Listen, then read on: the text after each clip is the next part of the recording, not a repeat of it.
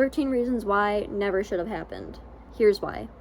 Today we're going to be talking about 13 reasons why. I rewatched the whole first season for this video, and I am currently rewatching the second, and I'm going to watch all of them and then make this like a little series. So here on this channel we do pop culture commentary, and my name is Max, so if that interests you, go ahead and hit subscribe. Let's get into it. And just a quick disclaimer before I get into everything, 13 Reasons Why is an extremely triggering show. It's for mature audiences.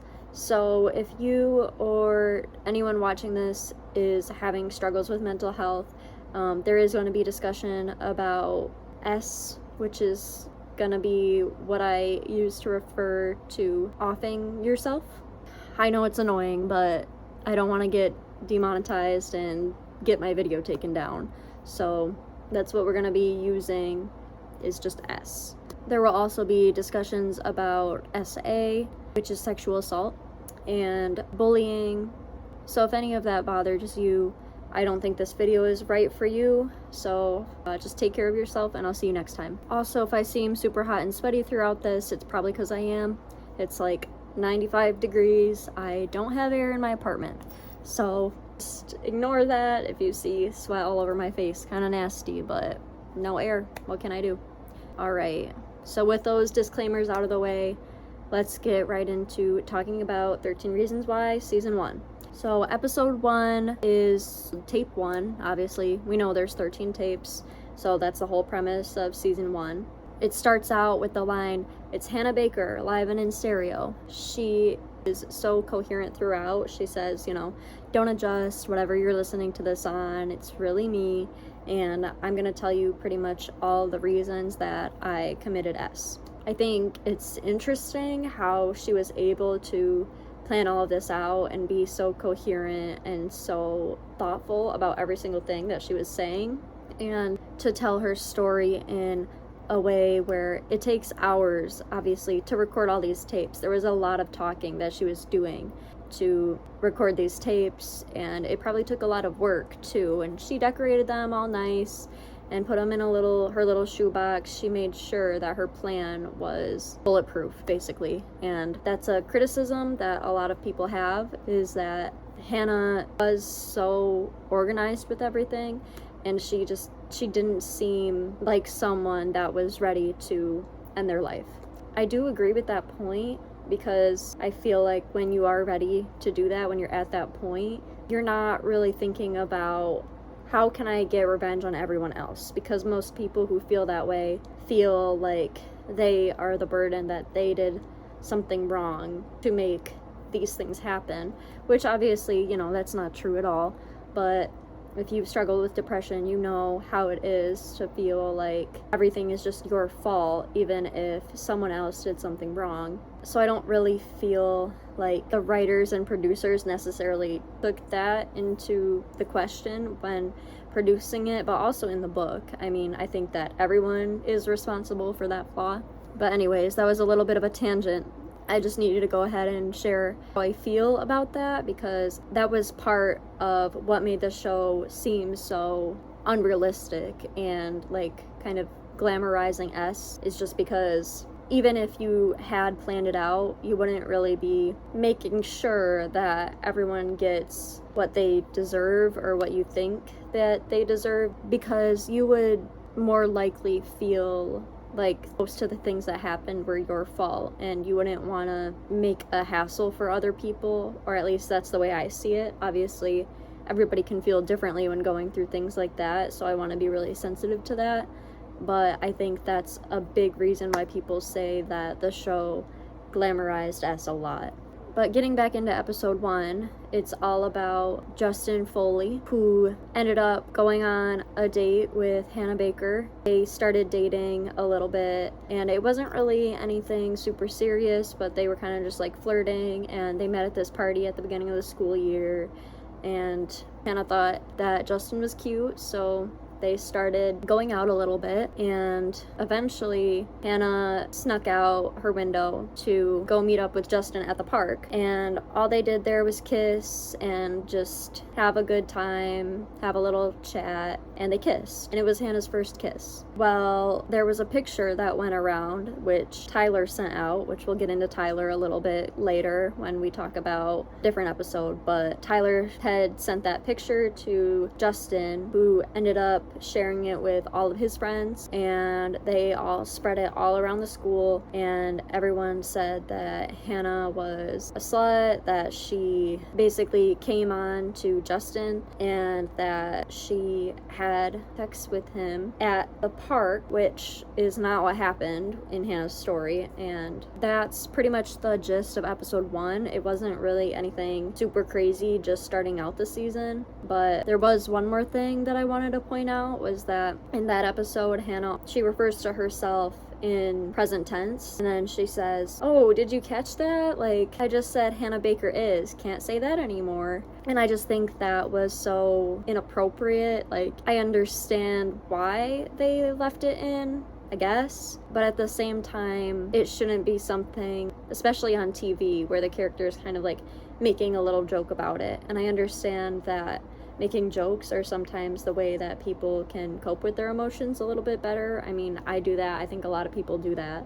But Hannah saying it in the context of recording basically her version of an S note is pretty messed up in my opinion. So that was the last thing that I wanted to add on about episode 1. Episode 2 is Jessica's episode, and in this episode, Hannah and Jessica become friends because the principal kind of unites them together and says, you know, you guys are both new here, so I just want to unite you, and that way you can both have a friendly face to look out for in the halls, and maybe you guys can become friends just because you're both new kids at school. So Hannah and Jessica become friends. They go to this coffee shop called Monet's all the time together, and one day they see Alex sitting by himself there, and they think, okay, that kid, he might be kind of weird because he's sitting by himself. But then they decide to go over to him and start a conversation, and they find out that he's only sitting by himself because he also had just moved to the school. So after that, Alex, Hannah, and Jessica all become really close friends.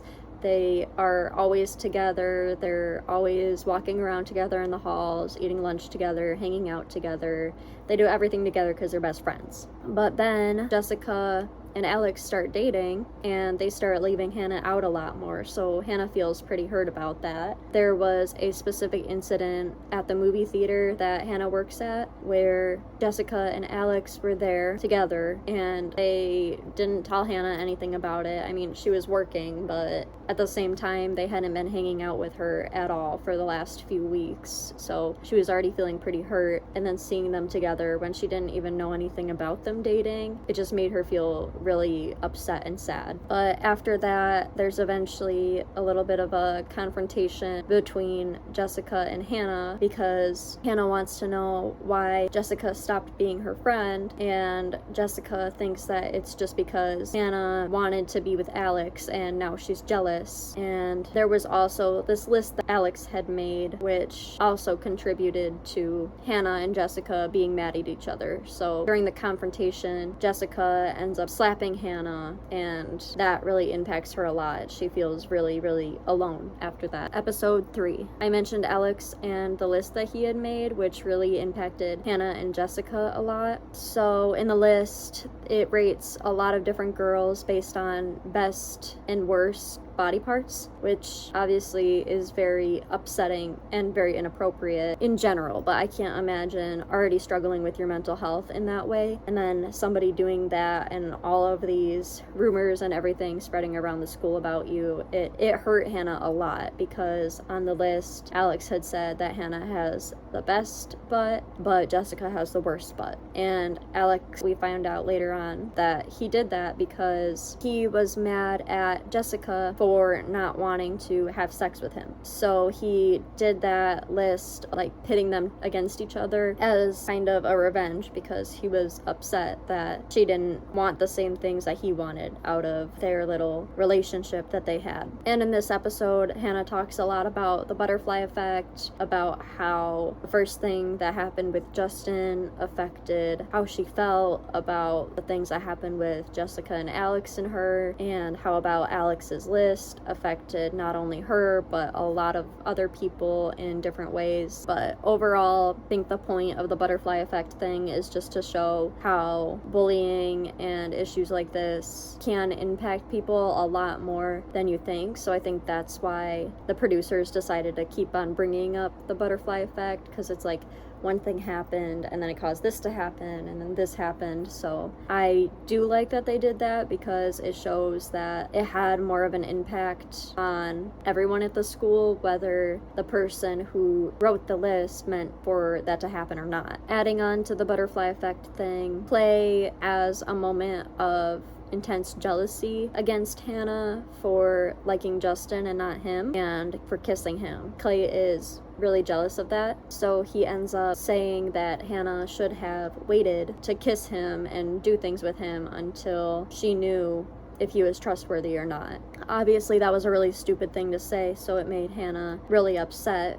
because she was already in a vulnerable moment and she just wanted comfort from her friend Clay, but he didn't end up giving that to her. And then later on, Bryce grabs Hannah's butt at the convenience store, and that's another thing with the butterfly effect, is like maybe he wouldn't have felt so comfortable to do that if everybody wasn't already talking about it and saying that she's pretty much the school slut. So I do think that this episode actually does a good job of showing how bullying and harassment and things like this can affect people without actually being too graphic. So I do think that this episode was overall helpful, but the series as a whole is a different issue. And in episode 3, Hannah's mom also ends up going to the principal after Hannah is already gone to basically talk about him and ask if he knows anything about Hannah being bullied or mistreated at school. And the principal ends up turning her away, saying that because they are filing a lawsuit, that she shouldn't be talking to him at all. And Hannah's mom is very sad about this, because she feels like her daughter's life is worth more than a lawsuit ever could be. And I fully agree with her mom being so sad, and I actually love her character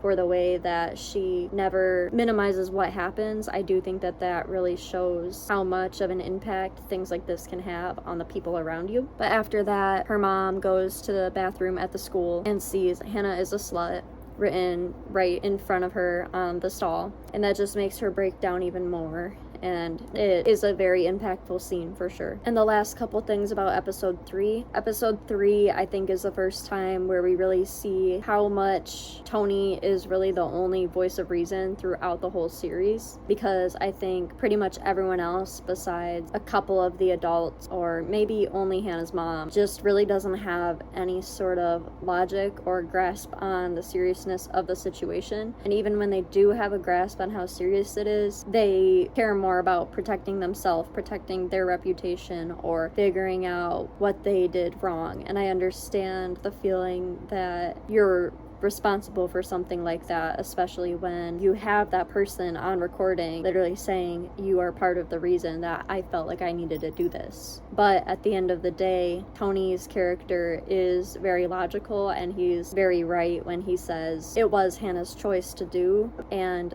nothing that anyone could have done could have stopped it. And I think that was a good thing for him to say, that no one person can have all that weight on them, and nobody can live with being the sole responsibility for something that serious. It's something that happens to a person over time. In episode 4, it's all about Tyler, who I had mentioned before about his photography of the incident that happened with Justin. And basically the story with Tyler is that he photographed a bunch of pictures of Hannah while she was kissing her friend Courtney for a Truth or Dare game that they were playing. And the reason that Courtney was over in the first place was because Hannah wanted to catch the person that was stalking her, which was Tyler. But when the time came around, they ended up getting drunk instead and just playing this game. They kind of lost track of the plan and just started having fun. So they kissed each other, and for Hannah, it was a lighthearted way, just a silly thing that friends were doing. But for Courtney, she did have a crush on Hannah, so it was a big deal for her because she didn't want to be outed by the the school. And that kind of ties into episode 5, where Courtney betrays Hannah by telling everyone that the photo was Hannah and a different girl, not Courtney. Which, like, this was 2015 when it was filmed. It was around 2015, 2016 when it was filmed. So gay marriage literally had just gotten legalized. It was still a pretty big deal, and even though Courtney has 2 gay dads, she didn't want to put that stress on them of also having a gay daughter and then them getting harassed or people saying your daughter turned out this way because of you guys. And she also didn't want to deal with the bullying at school that probably most definitely would have resulted from something like this, especially the way that the school community has shown to be in this series. I mean, it's a very toxic community where no matter what some people do, they will be made fun of relentlessly. So in a way, a lot of people, I think, can definitely sympathize with Courtney and see why she would have done something like that, but it was still something that was extremely hurtful to Hannah. But I'm getting a little distracted because I was talking about episode 4. I kind of brushed over some parts of that, but they do both really tie into each other a lot. So that's why I just wanted to kind of group 4 and 5 together almost. But some of the loose ends from episode 4, I just want to say that Tony is that voice of reason again. When Clay goes to the convenience store and sees Bryce and all of his friends around, they ask him to drink beer with them, and he does.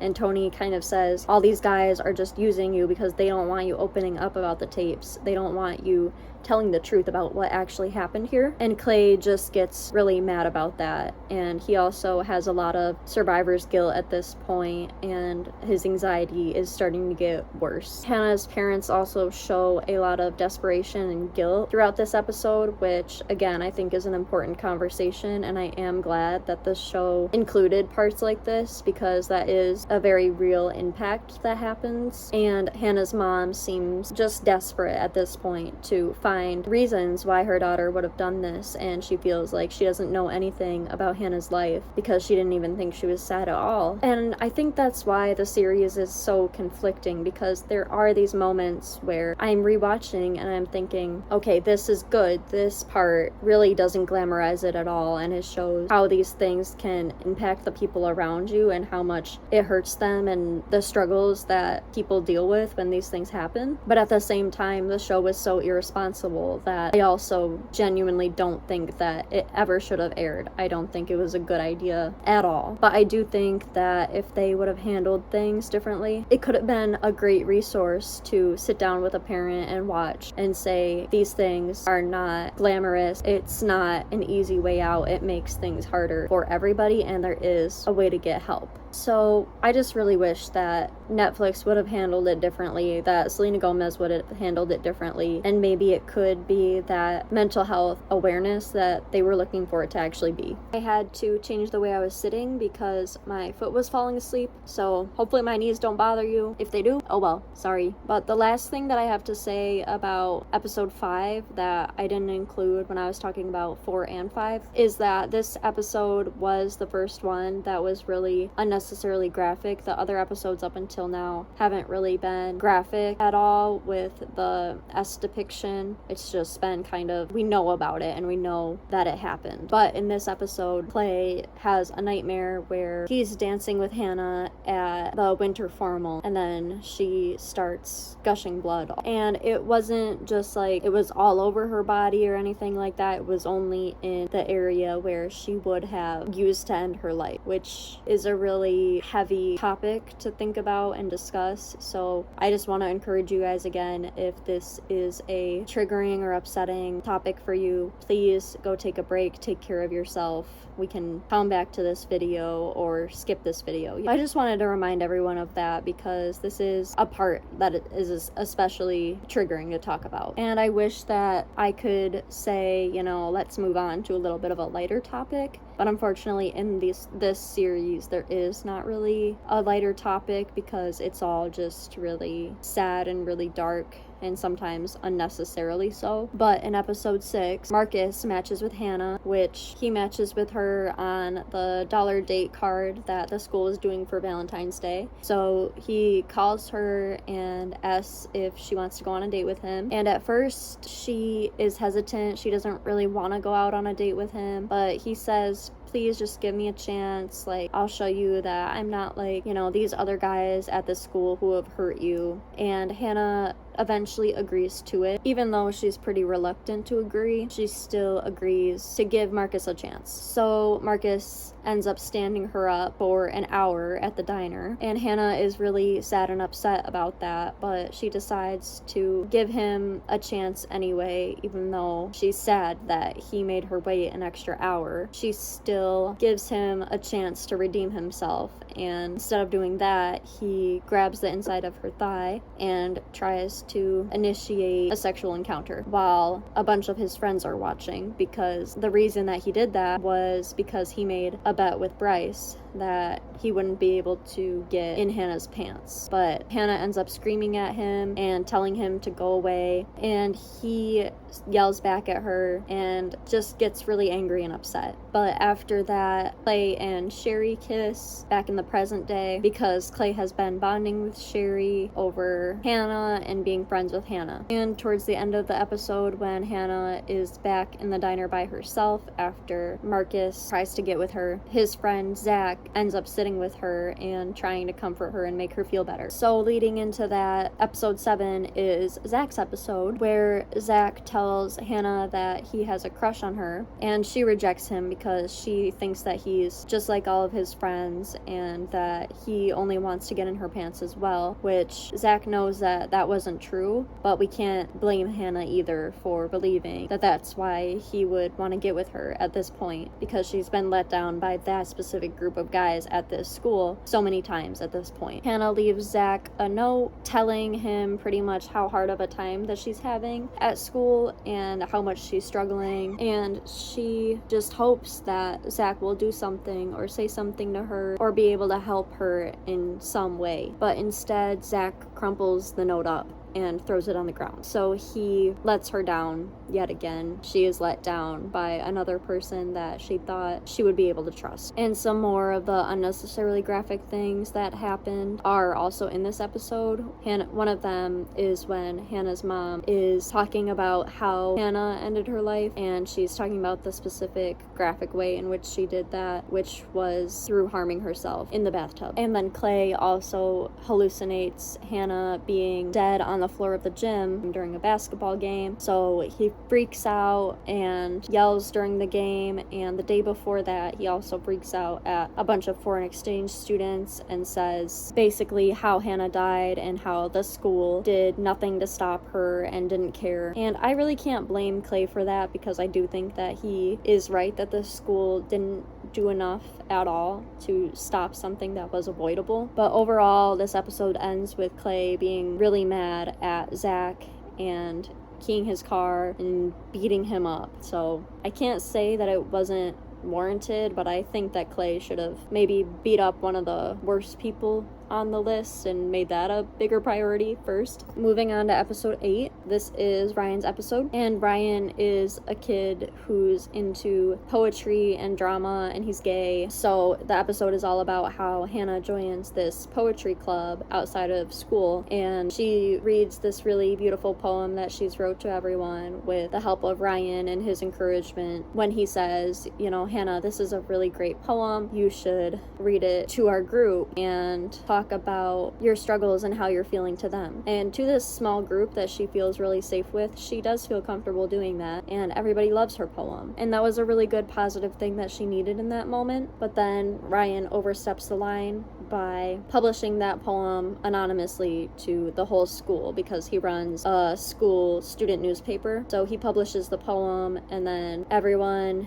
is basically like, the person who wrote this must be really messed up, and this person must be really unstable. And Clay even says something along the lines of, this is a great poem, but I wouldn't want to be this person's friend because they don't seem like they'd be fun to hang out with. And Hannah feels really upset and betrayed by by Ryan and by Clay in that moment, because again, Clay has let her down in a moment where she felt like he was the only person that could really be kind to her consistently and be trusted by her. And in addition to that, Clay's mom, who is starting to do a case against Hannah and help the school with trying to prove that they weren't responsible for Hannah's death, she decides that she's maybe going to back out of the case, but she isn't sure. She's kind of trying to gauge how Clay feels about it and how well he knew Hannah, because he never really told his mom how close him and Hannah were, but she's starting to kind of suspect that they were a lot more close than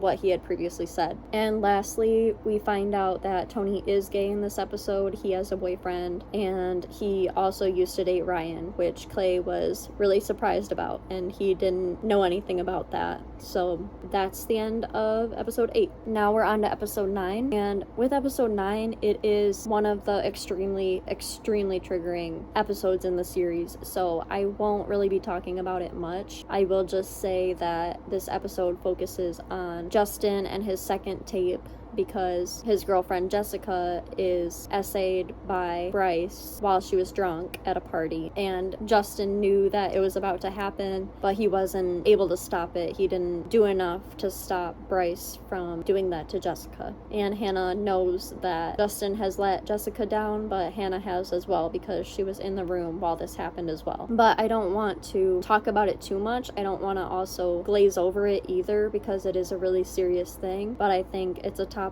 that is so triggering that it doesn't need to be talked about excessively. We can just know the general idea of what happened without saying everything really explicitly. It can be too much sometimes. And again, I think that's something that the series really did get wrong, is how much to share and when, because it was an extremely triggering show for so many people, and it made things so much worse for a lot of people in the world. It made people feel these feelings that maybe some people hadn't thought about in a long time, or maybe some people were already struggling with, which just had the opposite effect from their intention to help people with mental health and make them feel like they're not alone. It kind of did the opposite, which really sucks. Episode 10 is Sherry's episode, and in this episode, Hannah is at the party. It's the same party where Jessica was essayed by Bryce, and after seeing that, she's obviously really just ready to go home. She doesn't want to be in that environment anymore where she saw something extremely traumatic take place. So Sherry, our friend from earlier who kissed Clay because they were bonding over being friends with Hannah, she ends up taking Hannah home, and she runs into a stop sign, knocks it down, and Hannah says, "We have to tell someone about this because someone could get seriously hurt, and then it would be, pretty much our fault for not reporting it. So we need to tell someone about this right now. We need to call the cops." And Sherry says, "No, I don't want to call the cops right now. I will call them when I get home, but I'm not going to call them right now because if I get in trouble with the police, my dad will kill me. So I just can't tell them about it right now, but I'll do it when I get home." And Hannah refuses this, and so she refuses to get in the car with Sherry and go back to Sherry's place. So Sherry ditches Hannah, who is pretty drunk at this point, just on the side of the road with the stop sign. And it turns out that neither of them ended up reporting it. So Clay's friend, who I know I haven't brought him up, but he's been there. He's just kind of a friend who helped Clay get out of his shell, talk to Hannah more, and helped Clay get into these social situations a bit more. And Jeff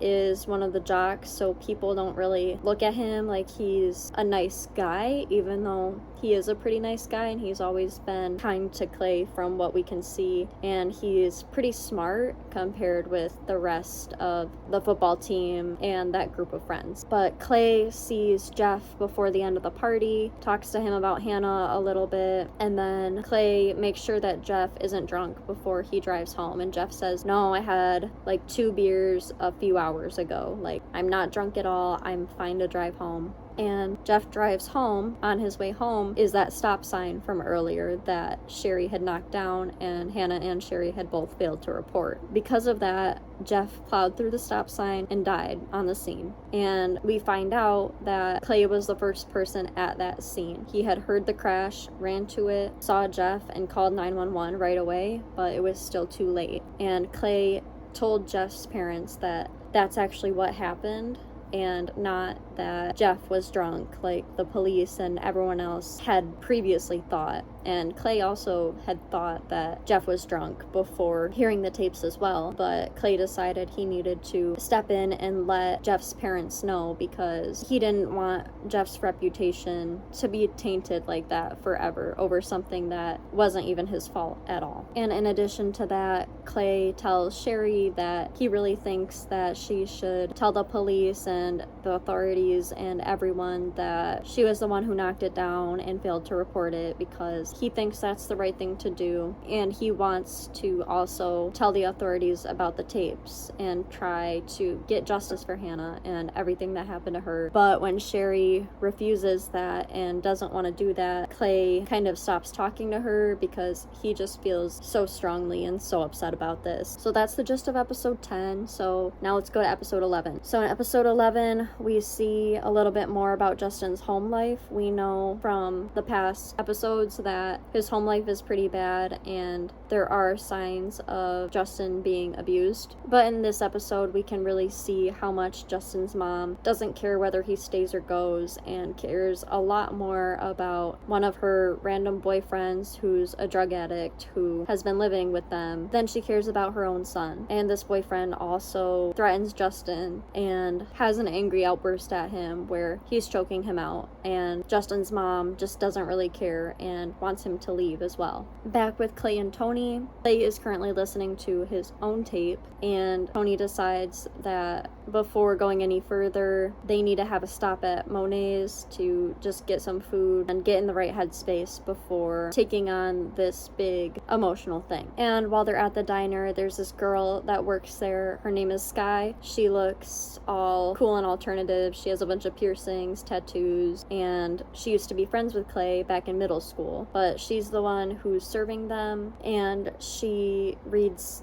some of Clay's tarot cards because she likes to do tarot cards, and I guess the restaurant was just not really busy because it was nighttime, so she reads some of those for Clay, and Clay thinks they're pretty accurate, so he enjoys it. But he does notice some of Sky's self-harm scars, and he feels pretty concerned about that, which is obviously understandable because that is a big deal. But continuing listening to Clay's tape, Hannah basically says that her and Clay are kissing, and it starts going a little bit further, but then Hannah gets scared and gets really worried that Clay is gonna be like every other guy, even though she knows that he won't, and she knows that Clay can be trusted because he's her friend, and as the audience, we know that Clay loves Hannah, so he wouldn't do anything to hurt her, and he wants her to feel safe. But Hannah pretty much freaks out on Clay because of that and tells him to just get out and leave, even though part of her wishes that Clay would have stayed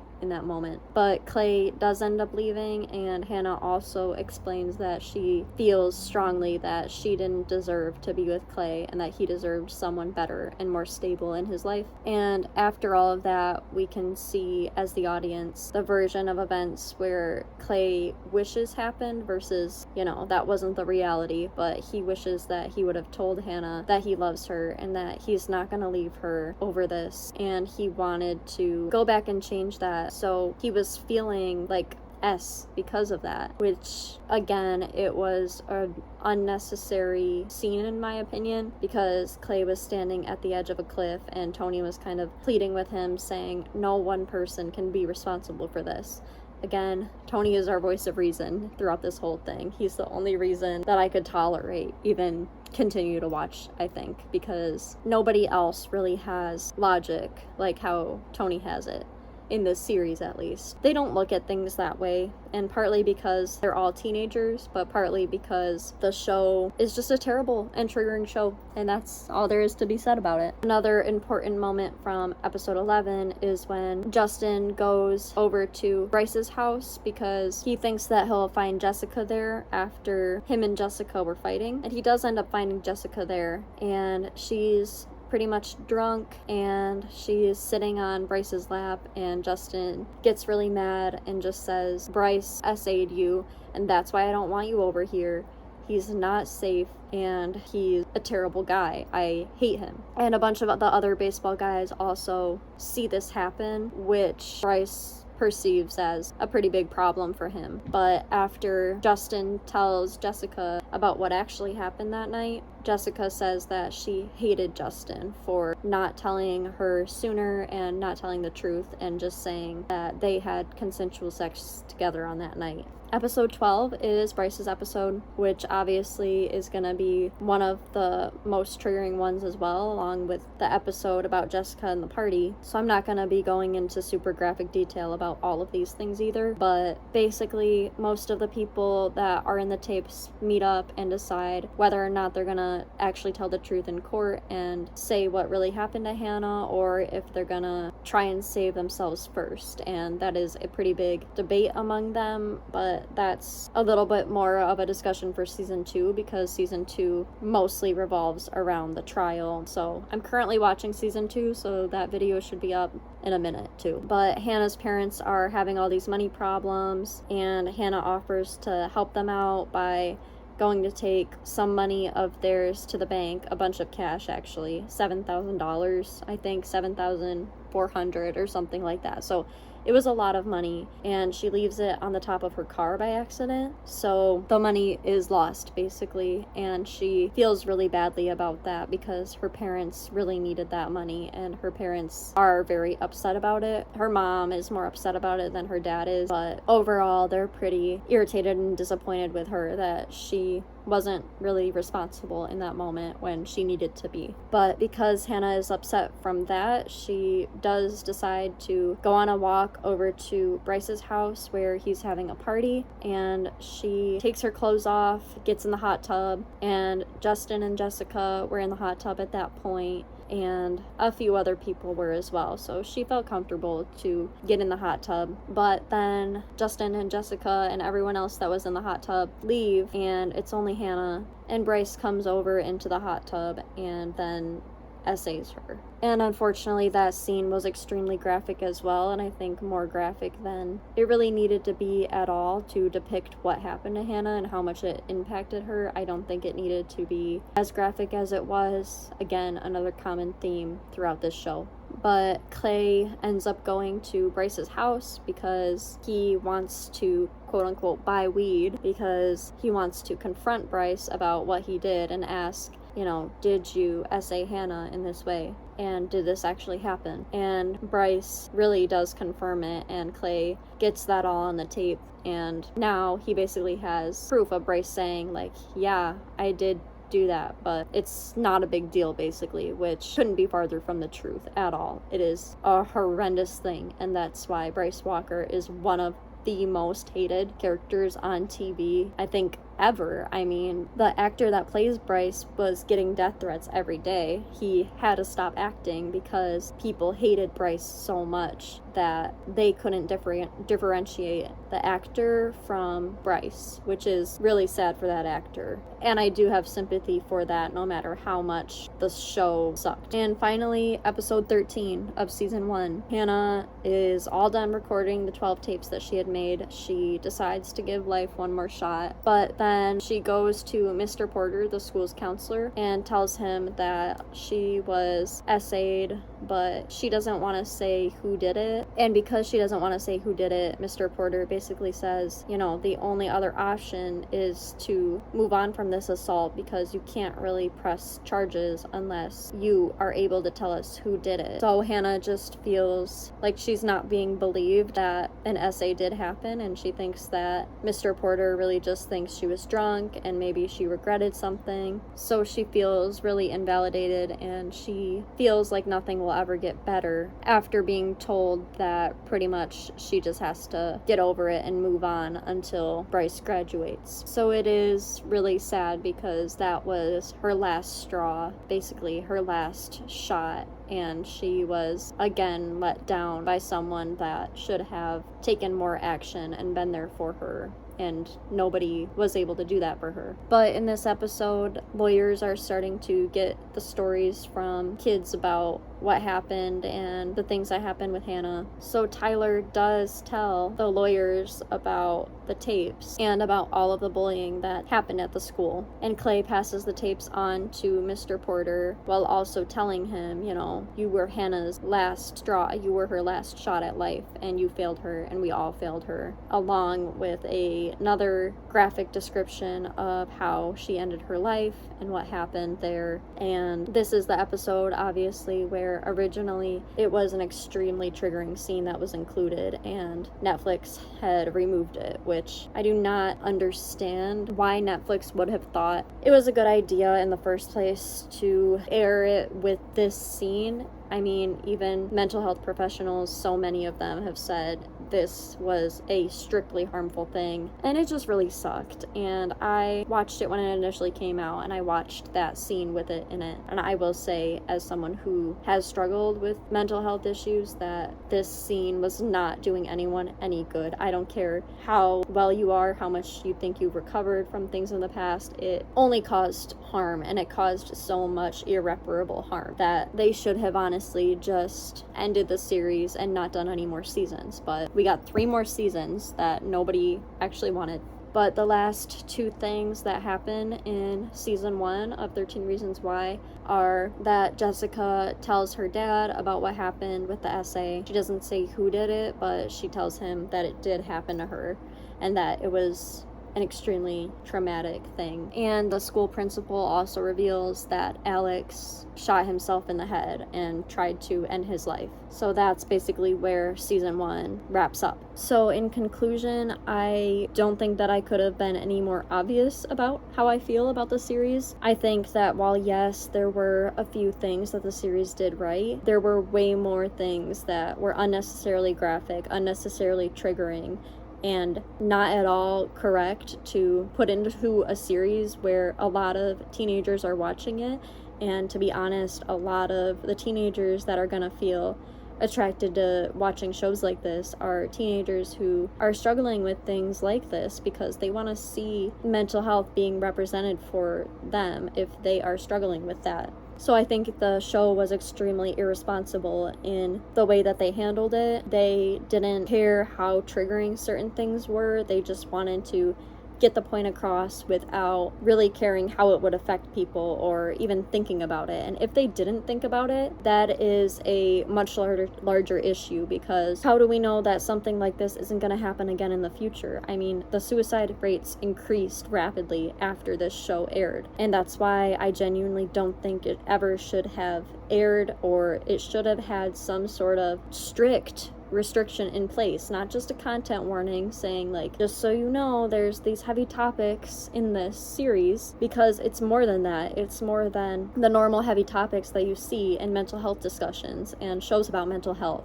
It's the actual act being portrayed and being glamorized, and it is a very sad show, and it portrays a lot of very sad and upsetting things, but the way it goes about that is just so wrong in my opinion, because you can show how much a situation has impacted someone without explicitly showing that situation and triggering everyone and causing even more mental health issues for people and making people feel like when you're gone, everyone is going to feel bad and realize what they did to you and why it was wrong, and then everything is going to change. And that's sadly just not how it is. There are other options and other ways to get that point across and spread that message without basically giving a how-to guide. I mean, the whole thing was just ridiculous and devastating, and I hope that a series like this never airs again, and I hope that this phenomenon never happens again. And I hope that Netflix and really any directors, producers, everyone, I hope everyone can learn from what happened, but I just wish that it wouldn't have happened at all.